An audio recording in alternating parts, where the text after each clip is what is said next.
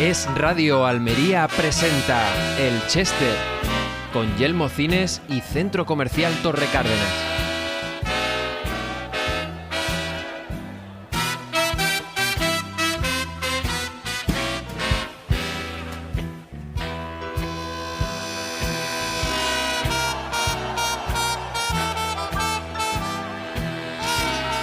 Bueno, pues efectivamente, una semana más, como cada lunes, nos subimos al Chester, a este ratito de charla, que me gusta a mí llamarlo, porque yo no creo que esto sea una entrevista, en el cual, pues gracias a los amigos de Yelmo Cines, hoy estamos aquí en su sala número 4, y también al Centro Comercial Torre Cárdenas, que son los grandes impulsores de este espacio, pues echamos aproximadamente una media hora de charla, con alguien que cumpla dos condiciones, una que tenga un buen conocimiento de Almería, que es la gran protagonista de este espacio, y también que sea un buen amigo, ¿no? Yo creo que, me corregirá si me estoy equivocando, cumple esas dos condiciones. Mi queridísimo Juan Mejino, ¿qué tal? Bienvenido al Chester. Muchas gracias, sin duda cumplo esas dos condiciones, y seguramente alguna más. Seguro. Pero vamos, con eso ya es una base fundamental para estar pasando un rato agradable, claro. Me decía Juan que tú la faceta política, lo que es la vida pública de la política en la que has estado muy metido, y ahora repasaremos un poco cosas, pero bueno, sobre todo como alcalde de Almería y presidente del Comité de los Juegos Mediterráneos, pues la tienes ya un poco dejada de lado, pero entiendo que como actor, no como conocedor de esa vida pública, ¿o también? Bueno, ya como actor evidentemente no, pero como conocedor sí. Y en relación con los Juegos Mediterráneos se dan ciertas circunstancias que determinan que cada vez que se va a ver una celebración de una nueva competición, gente interesada pues se pone en contacto contigo para que recuerdes cosas, anécdotas, circunstancias vividas, etcétera. Fue de un modo especial cuando se iban a celebrar los Juegos en Tarragona, cuando estaban en fase de organización. Pues básicamente rara era la semana que no venía alguien a preguntarte, oye, ¿cómo habéis hecho esto allá? ¿Cómo funcionó? Etcétera. O sea, sí, de alguna manera. Y a mí eso me produce satisfacción porque yo todavía felizmente tengo una buena memoria, ese disco no se me ha estropeado y bueno, hablo con mucha gente y además con agrado. Bueno, Juan Mejino, político durante muy buena parte de su vida, y médico, urólogo, decíamos, pues seguramente no habrá casi ninguna familia que no haya pasado por la consulta de Juan Mejino. ¿Cómo es la vida hoy de Juan Mejino? Bueno, ahora comparado con lo que hacía, es como un oasis, ¿no? Yo sigo trabajando, a alguna gente le sorprende, pero yo tengo una idea de servicio público que todavía no ha desaparecido, ¿no? Yo teóricamente tengo una edad para jubilarme, pero me gusta lo que hago, pero ahora ya mucho más relajado. Dedico mi consulta 3 horas del día. La licencia que me permitió es que los viernes ya no paso consulta.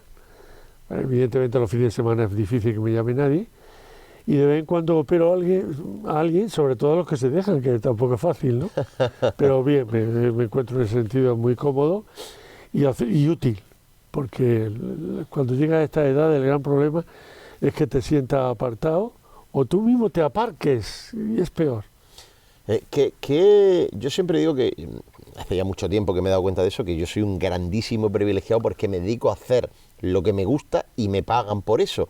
Y yo creo que siempre seguiré haciendo esto. Qué bonito es haber dado con algo que verdaderamente, esta es la palabra que yo suelo utilizar, que verdaderamente te apasiona, ¿no? Sí, en mi caso, fíjate, yo no tengo antecedentes familiares de sanitarios, de nada, ni farmacéuticos, luego me casé con una farmacéutica, pero ni veterinarios, ni ATS, nada. Y yo con 10 años, fíjate, con 10 años, decidí que quería ser médico. Bueno, felizmente mi familia me lo pudo ayudar, porque en esos tiempos no eran fáciles, ¿no? Pero me lo permitieron y eso me obligó adicionalmente. Fíjate, mi padre era funcionario del ayuntamiento de mi pueblo. En Jaén, ¿no? En un pueblo de Jaén, Nava de San Juan se llama. Y mi madre ama de casa. Entonces, en esos tiempos no eran especialmente bollantes y sin embargo, pues hicieron los esfuerzos necesarios para que yo cumpliera esa vocación tan digamos, tan arreglada, porque con 10 años... Y tan precoz. Y tan precoz, ¿no? Pero a partir de ese momento, que es lo que tú decías, como di con lo que realmente me gustaba, mi trayectoria laboral, porque en definitiva el estudiante está trabajando, fue absolutamente espléndida. Por eso, porque había elegido lo que te gustaba. Había pasión y la sigue habiendo. Y la sigo teniendo igual. Y desde la atalaya un poco ahora de una persona pues que ya retirada de la vida política, pero absolutamente activa y absolutamente al tanto de lo que está pasando, ¿cómo ves la política actual? Pues con mucha preocupación y confundido, porque es un auténtico cenagal. Y la política es una actividad muy noble si la desarrolla adecuadamente.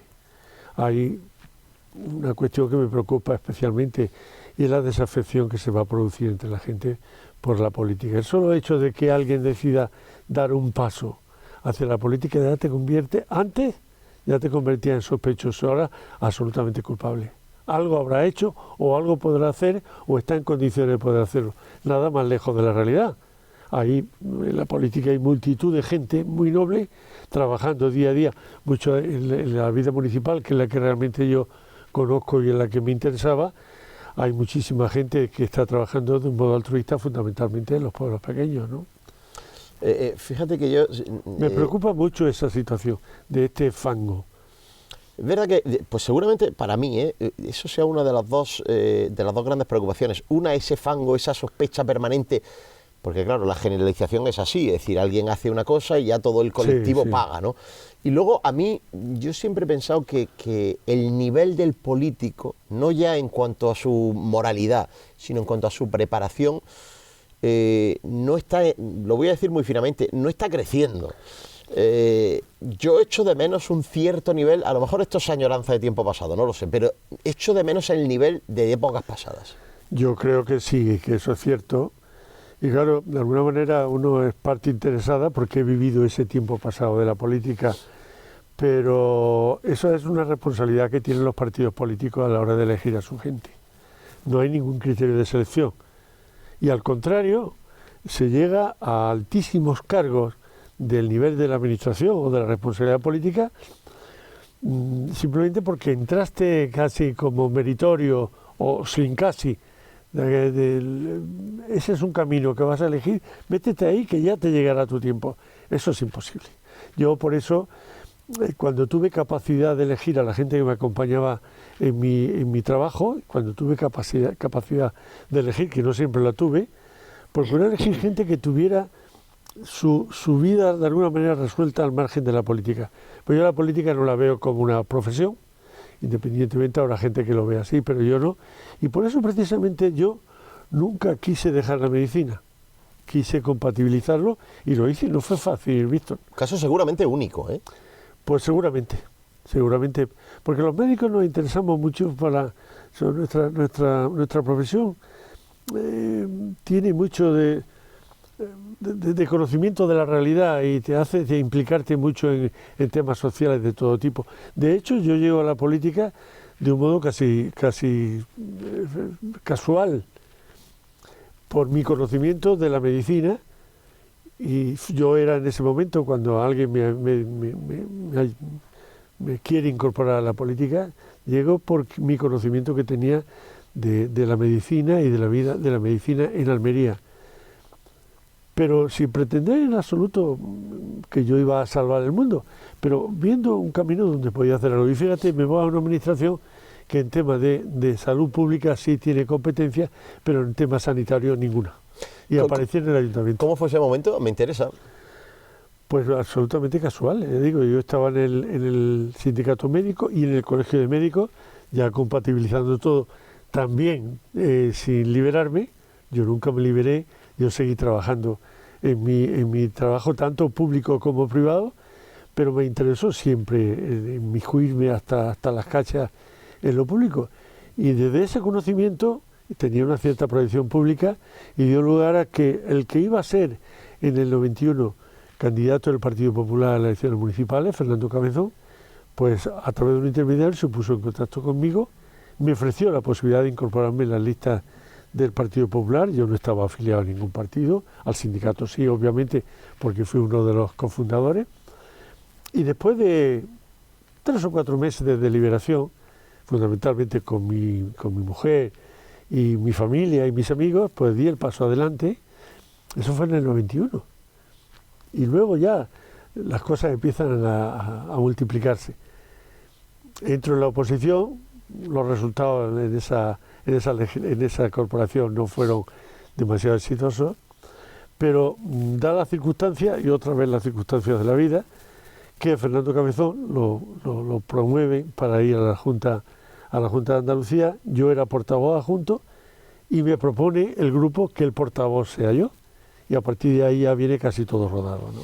Bueno, estamos hablando de un mandato del 91-95, yo también doy mi opinión aquí, Juan, infausto para la ciudad de Almería. 91-95, bueno, cuentan, y lo que yo he podido investigar, en fin, cuando en el año 95 hay elecciones y gana las elecciones el Partido Popular y por tanto tú te conviertes en el alcalde, la economía del ayuntamiento era para no querer ser alcalde.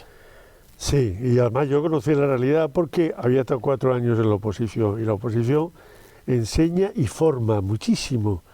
Pasar de la nada a gobernar debe ser un lío tremendo, porque incluso conocer los mecanismos administrativos no es fácil. Y eso veo hoy con mucha facilidad gente que la coge de la calle, lo mete y lo pone a gobernar. Yo tuve 4 años de aprendizaje, y aprendizaje muy duro, y con algunas personas que venían de haber estado mucho tiempo también en la oposición, y por tanto el conocimiento del ayuntamiento. Y efectivamente, cuando llegamos en el 95 a hacer el acta, en el 95, en el 95 digo bien, a hacer el acta de arqueo con el alcalde saliente, entonces Fernando Martínez, el ayuntamiento estaba para cerrarlo. Para cerrarlo. Cuenta Antonio Felipe Rubio que no había dinero ni para pagar el gasoil del parque móvil, ni siquiera las nóminas, si tuvisteis que pedir ayuda a una entidad privada. Es verdad, eso es cierto. Antonio es una persona generalmente bien informada, fue exactamente así. La primera gestión que tuve que hacer yo y el concejal de Hacienda, que en ese iba a ser Antonio Sáez, fue una entidad bancaria para que nos facilitara un préstamo para poder pagar la nómina de ese mes. Y fíjate que la administración, en lo prioritario a la hora de pagar, siempre son las nóminas. Imagínate el resto de las cosas como estaba. Cuantificada en ese momento y documentada, la deuda era superior a los 12.000 millones de pesetas, eso era mucho dinero, cuando el presupuesto municipal no podía superar los 8 o 9.000. Madre de mi vida. O sea, aquello estaba anual. Anual. Aquello estaba para cerrarlo. Y haberlo tenido cerrado un tiempo cobrando, dando servicios regulares, la gente pagando, pero sin recibir esos servicios, ¿no?, adecuadamente. Y bueno, pero eso fue lo apasionante. Evidentemente eso te obliga, desde esa realidad y de ese conocimiento, a tomar algunas decisiones que en principio ni siquiera eran programáticas, porque una de las medidas que tuvimos que tomar, precisamente para empezar a sanear esa hacienda municipal, fue subir los impuestos, los precios públicos, las tasas, etcétera, porque no había modo de poder atender las enormes obligaciones que tenía el ayuntamiento. Bueno, desde ese déficit de esa deuda que yo recibí en el 95, cuando en el 99 yo entrego las llaves del ayuntamiento a Santiago Martínez Cobreja, el ayuntamiento tenía en sus arcas municipales 7.000 millones de pesetas. Y yo creo que habíamos en muchos aspectos mejorado lo que era la gestión municipal. El salto fue prácticamente abismal. Y los números están ahí, eso no es objetivable. No es opinable, es objetivable totalmente. Y a partir de ahí el ayuntamiento no ha dejado de ser solvente ya siempre. Fíjate que sin querer hemos empezado a hacer un repaso que yo quería hacerlo. Yo nunca sé, tú no sabías de qué iba la entrevista y yo nunca sé tampoco muy bien por dónde nos va a conducir, pero es verdad que tenía claro que quería hacer contigo un recorrido por los últimos 30 años de Almería, ¿no? Aproximadamente. Y llega ese momento, Juan, como dices, 4 años, que uno piensa que 4 años eso es mucho tiempo, pero se pasan volados. Estoy convencido que a ti como alcalde se te pasaron volados. No es mucho tiempo. Y, sobre todo cuando trabajas, ¿sí? Sí, claro, claro. Dejándolo ver. Sí, Juan, aquí estamos. Y se ha pasado la vida corriendo. Efectivamente. Pero llega ese momento de 1999 que yo he repetido mucho, no en conversaciones contigo, sino en general, que se daban las mejores circunstancias que yo creo ha habido seguramente en la historia reciente de Almería para que un alcalde repita. Porque habías transformado la ciudad, habíais, tu equipo, Sí. terminado con la deuda. Se había conseguido el hito más importante para Almería en la historia moderna, contemporánea, que era la consecución de los Juegos Mediterráneos, que era una cosa impensable para una ciudad como Almería. Y sin embargo no ganas las elecciones. ¿Qué es lo que pasa ahí? Bueno, perdona. Bueno, te sí corrijo. ganas las elecciones, pero no gobiernas. No perdón. gobierno. Bueno, son multitud de factores, unos externos y otros internos. Hubo gente que, visto los resultados que se dieron en determinados colegios de la ciudad, básicamente de la zona centro, donde hubo una participación peor que la que hubo en el 95, que no fueron a votar, de alguna manera castigándome porque unas obras que preveíamos que íbamos a terminar a tiempo no terminaron, como eran las obras del paseo. Una obra siempre mejora la ciudad, pero genera problemas. Y evidentemente calculamos que iban a acabar con suficiente tiempo para las elecciones para que la gente hubiera visto la transformación que suponía esa obra que se estaba haciendo. Porque la obra anterior hacía ya decenas de años donde no se había tocado el paseo. Pero hubo otros factores internos que yo, ya con el transcurrir del tiempo, evidentemente yo creo que la gente ya no debe entender que no lo hago desde el resentimiento. El Partido Popular no me ayudó nada. El Partido Popular no me ayudó nada, al contrario, más que ayudarme fue una remora. A alguien le interesaba, y son personas concretas que, digamos, por prudencia por mi parte y por aquello de que ha pasado mucho tiempo, no voy a mencionarla, pero no querían que Juan Mejino repitiera como alcalde de la ciudad, porque eso suponía que me iba a dar un poder orgánico muy importante dentro del partido, teniendo en cuenta que poco después de esas elecciones se iban a celebrar elecciones para la presidencia del Partido Popular. Y en ese sentido había alguna gente que veía con bastante preocupación el que yo fuera presidente por algunas limpias que podía hacer. Bueno, ahora volveremos a las cuestiones internas del Partido Popular, pero por ser ordenado cronológicamente, efectivamente no ganas esas elecciones, pero no puedes gobernar, y empieza un periodo 99-2003, de nuevo con el Partido Socialista en el Ayuntamiento de Almería, que yo tengo catalogado, y esto es una opinión muy personal, pero sabes que, por ejemplo, trabajé 2 años en el comité organizador y conozco un poco las interioridades, como para mí la gran oportunidad perdida, porque es verdad que luego vinieron unos juegos, fueron estupendos, etcétera, etcétera, pero lo que esa Almería podía haber sido con motivo de los juegos, se labró en ese periodo 99-2003, construcciones, planificaciones, desarrollos, etcétera, etcétera, para mí se quedó un poco a medio camino. En cualquier caso, supongo que coincidiremos en que Almería se paralizó un poco en esos 4 años. Yo lo creo también, pero de todos modos que quizás fuimos extraordinariamente ambiciosos. Siempre hay que mirar con visión muy lejana lo que puede lograr, pero ahí no fuimos quizás demasiado ambiciosos. Ya lo fuimos en su momento cuando, sin encomendarnos a nadie, se decidió por parte del ayuntamiento y las personas que lo iniciaron tratar de conseguir unos Juegos Mediterráneos para una ciudad como Almería con tantísimas carencias. Pero algunas de las infraestructuras que necesitábamos las pusimos como posible. Pongo como ejemplo más paradigmático la llegada del AVE. Un ministro me llegó a decir aquí que íbamos a tener el AVE para el 2005. La autovía iba a unir voluntades, que iba a ser para el 2002, para el 92, perdón, y aquí nos llegó al 2002 gracias a que tuvimos los Juegos Mediterráneos. Pero fuimos muy ambiciosos y quizás no llegamos. Y menos mal que hubo un hecho que probablemente sea paradigmático y que no se da mucho. Y es que en el comité organizador, donde estábamos todas las administraciones, la armonía se consiguió. Y eso habrá que ponerlo en el haber de todos los que estábamos allí. Eso es cierto, también es verdad. Y luego, por seguir este orden cronológico, pues transcurre ese mandato en el ayuntamiento, ese 99-2003, con Juan Mejino como portavoz y líder de la oposición, trabajando, había estado en la oposición, había sido alcalde, y te quedas en el ayuntamiento, algo que tampoco es muy usual como líder de la oposición, los 4 años. Yo siempre he considerado que tú seguías teniendo entre ceja y ceja el liderar la Almería del 2005, se había conseguido bajo tu mandato y creo que era de cierta manera legítimo, pero tu partido no te designa candidato y decides una cosa que también es histórica en la ciudad de Almería, que es crear un partido independiente que se presente a la alcaldía. Sí, verás, Víctor, yo naturalmente quedé un tanto decepcionado y defraudado, y que seguramente yo hice también reflexión de algunos errores que cometería yo para no haber repetido esa mayoría que prácticamente todo el mundo daba como hecha.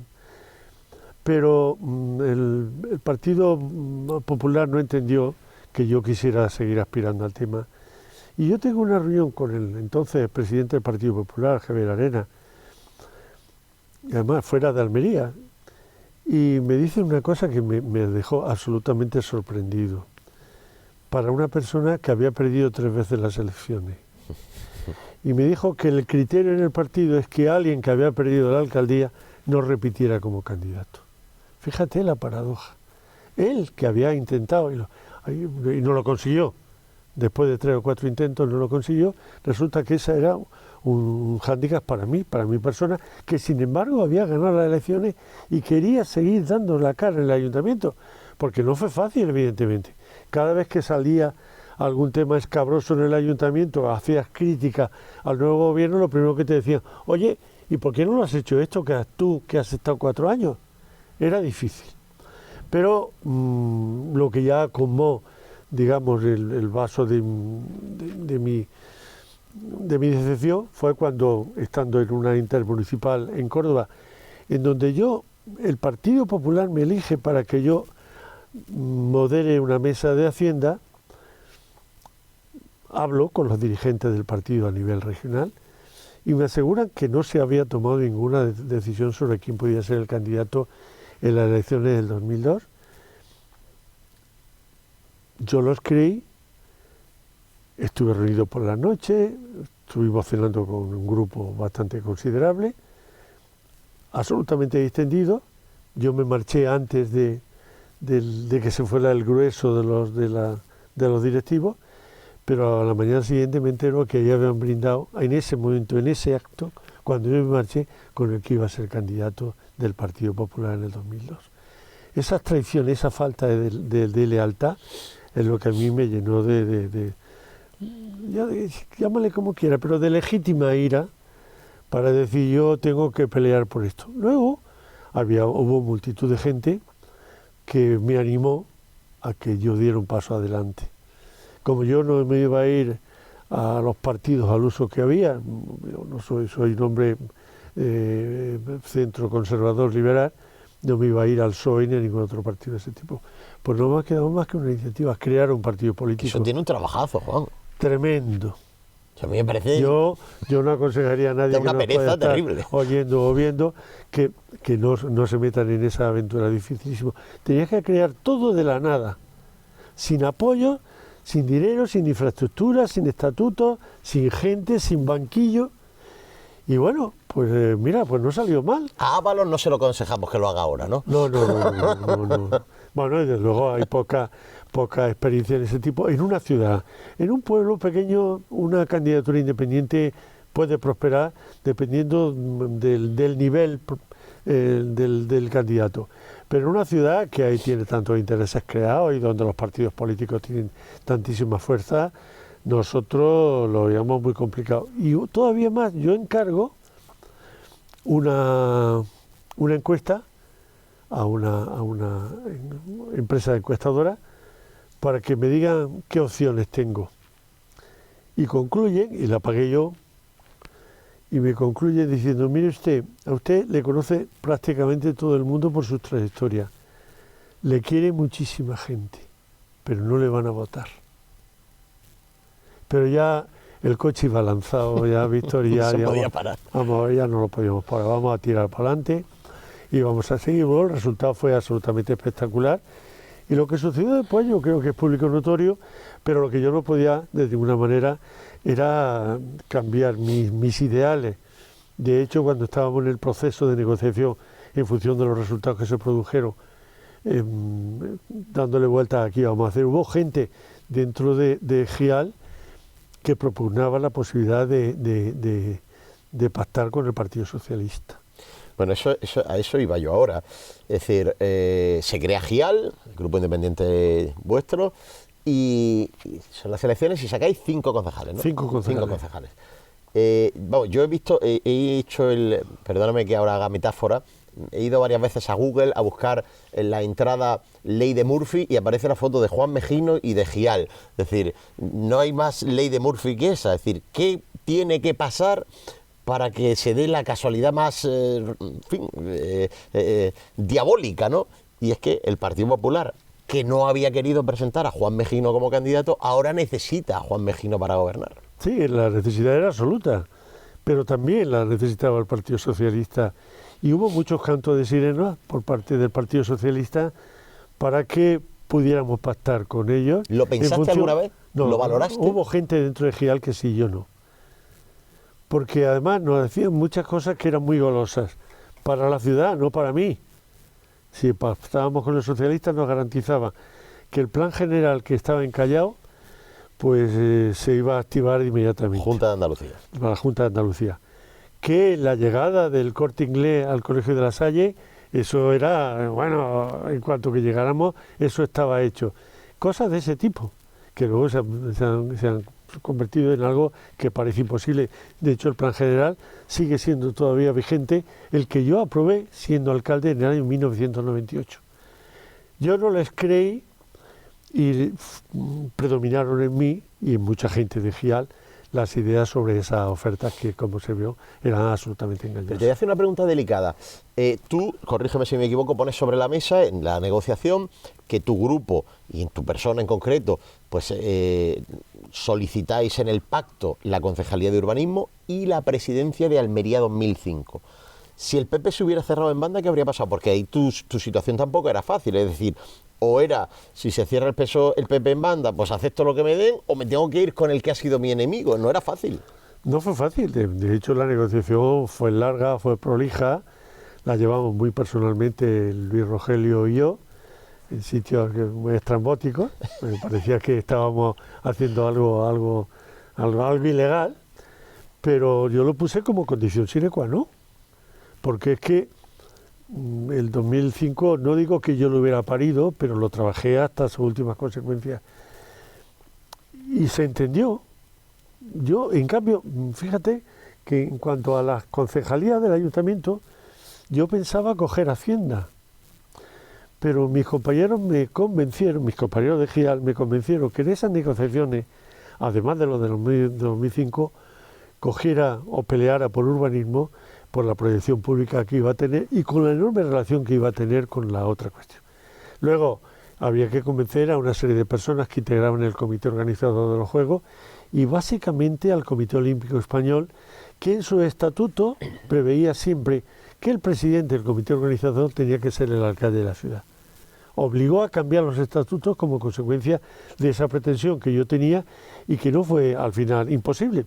Pero fundamentalmente accedieron a ella porque entendía que quien más conocía de los Juegos Mediterráneos, sin lugar a dudas, de lo que se iban a celebrar, de lo que se habían celebrado y de la convicción que yo tuve que trasladar a la asamblea del Comité Olímpico Español de que Almería era la mejor opción.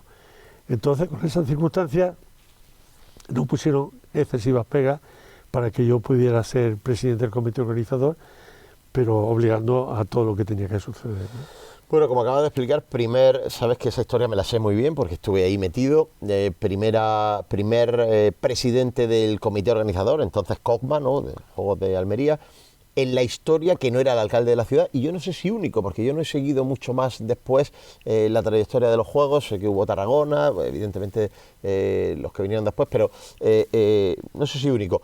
El caso es que el 24 de junio del año 2005 comienzan los Juegos Mediterráneos con Juan Mejino como presidente. No sé si tu vida ha sido larga ya, es larga, pero seguro que uno de los momentos más especiales de tu vida. Ha habido 2 hitos de mi vida pública, ¿no?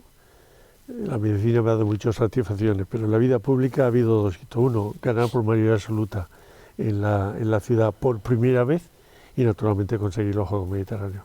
Sin duda, sin duda. Porque, por lo que suponía para la ciudad y porque era una compensación al enorme trabajo que hubo que hacer. Trabajo de todo tipo y a todos los niveles. Yo he contado alguna vez alguna anécdota y te la voy a repetir aquí, que cuando en las visitas que hacíamos de promoción de Almería como ciudad, en algunas mecenas con los miembros de los comités olímpicos del ámbito mediterráneo, yo tuve que dibujar en una servilleta dónde estaba situado Almería en el ámbito europeo, en el ámbito mediterráneo, para que la gente supiera dónde estaba Almería. Hasta esas cosas que parece, es como recientemente he oído que el primer contrato con Messi que hizo el Barcelona lo hicieron en una servilleta. O sea, las grandes cosas se logran así. De hecho, también la primera idea de por qué Almería no podía cogerse esas cosas sale de una conversación entre un periodista y un concejal en la bahía de Palma, y de ahí poco a poco esa semilla que parecía increíble fue creciendo hasta la consecución de lo que sin duda ha sido el hito más grande que ha tenido Almería en lo deportivo, sin duda, y en el futuro es difícil que se pueda dar porque ha sido la ciudad de la dimensión nuestra la más pequeña que ha podido celebrar los Juegos Mediterráneos. Bueno, y a partir de ahí, Juan, pues es verdad que Gial, creo que se presentó, fueron 2 selecciones, dos selecciones. El éxito de las primeras selecciones no se repite en las segundas, termina disolviéndose Gial, y Juan Mejino termina su vida pública, creo, presentándose, cerrando una lista del Partido Popular, volviendo a casa. ¿Eso cómo fue? No, volviendo a casa no, porque yo me di de baja, lógicamente, en su momento. Antes de fundar Gial, ya me di de baja en el partido. Pero las ideas yo no las he cambiado y a esta altura de la película, y incluso en ese momento, que hace unos cuantos años, tampoco la iba a cambiar. Entonces vinieron a buscarme para que diera, pues, si quiere, cierta, por el ascendiente que todavía podía tener en la ciudad, para cubrir esa expectativa en una lista que podía dar algún brillo. Y me convencieron, sin pedir el cambio a nada, yo iba el último, simplemente pensando que habría mucha gente que sin duda me recordaría, y estando en la lista del Partido Popular les sentaría bien, ¿no? De hecho, todavía visto, te debo decir, sin encolamiento de ningún tipo, que todavía hay gente que me pregunta por la calle cuándo me voy a presentar otra vez, ¿no? Esas cosas que se dicen probablemente de gente, no sé, cariñosa, por decirlo de alguna manera, y que yo no siempre conozco. Ya, claro. Que yo siempre lo conozco. Claro. Porque te lo diga un amigo o te lo diga alguien de la familia, no sea de la familia, mi mujer desde luego no, pero conocidos tampoco, gente de la calle, gente que te encuentra en el kiosco cuando va al periódico, o que va a cualquier sitio, cualquier gestión, o en los hospitales cuando va ya como paciente. Y eso naturalmente te llena de un legítimo orgullo. Quiere decir que todavía la gente guarda alguna huella de lo que fueron aquellos años, y eso es lo más hermoso que tiene uno. Desde luego. Bueno, hay que decir que efectivamente nos hemos pasado de tiempo como estaba previsto, porque yo sabía que hoy nos íbamos a pasar de tiempo, es que está Pibe ahí regañándome y es normal, pero a mí me gustaría cerrar la entrevista con tu visión de lo que ha pasado en Almería, que como decía yo al principio es la gran protagonista de esta entrevista. ¿Cómo has visto la evolución de Almería desde que abandonas la vida política en aquel entonces hasta ahora? ¿Qué te ha parecido? ¿Cómo ha cambiado la ciudad, sobre todo, que es tu ámbito de actuación? La ciudad es un organismo vivo y va cambiando necesariamente, forzado por la propia realidad. Pero yo en algunos aspectos creo que hay un enlentecimiento que es preocupante. Yo tenía prácticamente casi una obsesión, por ejemplo, con el tema de la limpieza. La limpieza de la ciudad para mí es como la casa modesta que no tiene mucho brillo, muchos muebles, muchos cuadros, pero que la tiene limpia como una patena. Eso te da brillo, la gente que llegue te dice, qué bien, ¿qué es esto?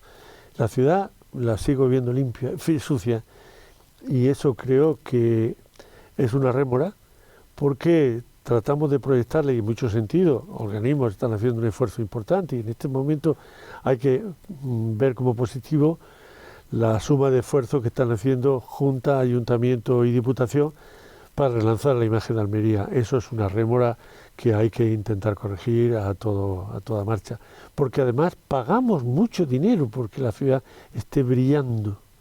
Eso y la jardinería. El resto, proyectos, pues naturalmente los proyectos tienen que salir. La única cuestión que es que en Almería todos los proyectos tardan muchísimo. Y no sé por qué tardan tanto. Espero que no sea una maldición del pasado, por lo que dicen las malas lenguas, que fue nuestra posición en cuanto a la votación para la autonomía, sí o no, ¿no? Pero bueno, cuando el agua suena, el río suena, es que agua lleva, dicen. Vete a saber. Querido Juan, muchísimas gracias por haber venido. Yo tenía muchas ganas, muchas de esta entrevista, y la verdad que es de estas entrevistas que, como estás muy al margen de la vida política y pública, pues yo no sabía si me ibas a conceder, y me dio una gran alegría mis compañeros cuando me dijeron que venías. Así que muchas gracias y nos seguimos viendo, ¿eh? Gracias, Víctor. Yo para hablar de la ciudad de Almería nunca me voy a cansar y siempre voy a estar disponible. Piensa además que yo vine a Almería también de casualidad. Yo aparezco en Almería en el año 70 a hacer una sustitución en la Bola Azul de un mes. Y estando aquí, estaban empezando a jerarquizarse los servicios médicos en ese hospital entonces. Y vi que había campo. Pero yo me marcho a Granada a seguir trabajando. Y me llaman, que es alguna de ese campo y esa plaza que había, me las ofertaban. Y yo dejo ya la expectativa que tenía en Granada de seguir trabajando y me vengo a Almería en el año 71. Empiezo a trabajar en la Bola Azul en el año 71. O sea, la vida está llena siempre de casualidades. Y luego fíjate todo lo que ha sucedido. Llego de casualidad. Yo no había venido a Almería nunca. Almería era la gran desconocida para mí, como muchos españoles y incluso muchos andaluces. Fue un descubrimiento tremendo, pero vamos, la Almería de los años 70 con la Almería del momento actual es como un salto al vacío, hacia el infinito, desde el vacío más absoluto. Lo insisto, muchas gracias, Juan, un placer. A ti.